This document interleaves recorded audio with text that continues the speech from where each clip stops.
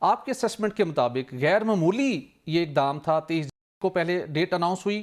پھر کہا جی چھٹیاں ہیں اور بہت سے وجوہات ہیں، لیکن ہمیں تھا اندازہ کہ کچھ اور معاملات ڈیفینیٹلی ہیں جس کی وجہ سے اس کی ڈیٹ ایکسٹینڈ ہوئی، پھر 6 جنوری کی تاریخ آئی،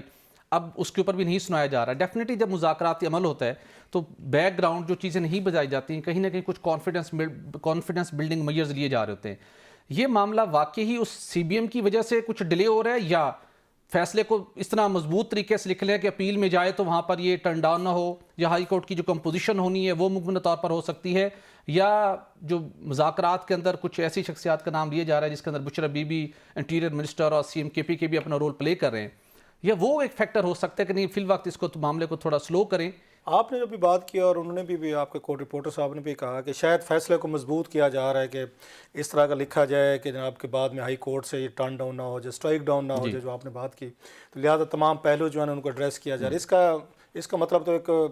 اگر اس میں 2-3 چیزیں ہو سکتی ہیں۔ ایک تو وہ پہلے شاید یہ خان صاحب کو سزا دینا چاہ رہے ہیں، اس کیس میں بھی ایک اچھی خاصی جان ہے، کیبنٹ سے آیا، پھر وہ اس کی اپروول دی گئی، سیکرٹ ہوا، پھر انہوں نے ٹرسٹ کے نام پہ 400 کنال سے زمین لی، پھر کروڑوں روپے انہوں نے وہاں پہ وہ لیے گئے، انہوں نے ڈونیشن لیا، سو ایویڈنس، یہ اس کو کہتے ہیں وائٹ کلر کرائم۔ اگین اس لیے آپ اکثر دیکھتے ہوں کہ وائٹ کلر کرائم میں لوگ جو ہیں وہ چھوٹ جاتے ہیں، وہ پروسیکیوشن اپنا کیس نہیں ڈیولپ کر سکی بیکاز آف دا ریزن وہ کہتے ہیں گواہی کی طرح ہے، وہ سرکمسٹانشیل ایویڈنس نہیں دیکھ رہے کہ بھائی صاحب ان کے پاس جو 400 کنال یہ کہاں سے ہے، یہ کروڑوں روپے کا ڈونیشن لے لیا، کہاں سے لے لیا، اچھا انہوں نے اس کے بدلے میں 190 ملین پاؤنڈ جو تھے وہ کیوں انہوں نے وہاں پہ ایڈجسٹ کیا، یہ ہوتے ہیں آپ کے سرکمسٹانشیل ایویڈنس ہے، اس کا آئی وٹنس نہیں ہوتا۔ اس کیس کے اندر تو اس وقت کے پرنسپل سیکرٹری وہ گواہ کے طور پر موجود ہیں، کیبنٹ کے ارکان موجود ہیں، آن پیپر ڈاکومنٹس موجود ہیں، تو پھر بھی بچت کے اس سے جو بڑا کیس سٹرانگ تھا، میں کہتا ہوں اس لیے یہ ضروری نہیں ہوتا کہ وہ یہ کتنا بڑا کیس بنا کے سزا دیں گے، گراؤنڈز کور کریں گے اور ہائی کورٹ سے ان کو اسٹرائک ڈاؤن نہیں کریں گے، میں نہیں مانتا اس بات کو۔ سائفر والا کیس اگر مجھ سے پوچھیں، میں نے اس کو پڑھا ہے، آپ سب نے پڑھا ہے، عمران خان صاحب پہ جتنے بھی کیسز تھے، مطلب اور بھی ہیں یا بھی چل رہے ہیں، ان میں سے اگر کوئی ویل ڈاکومنٹڈ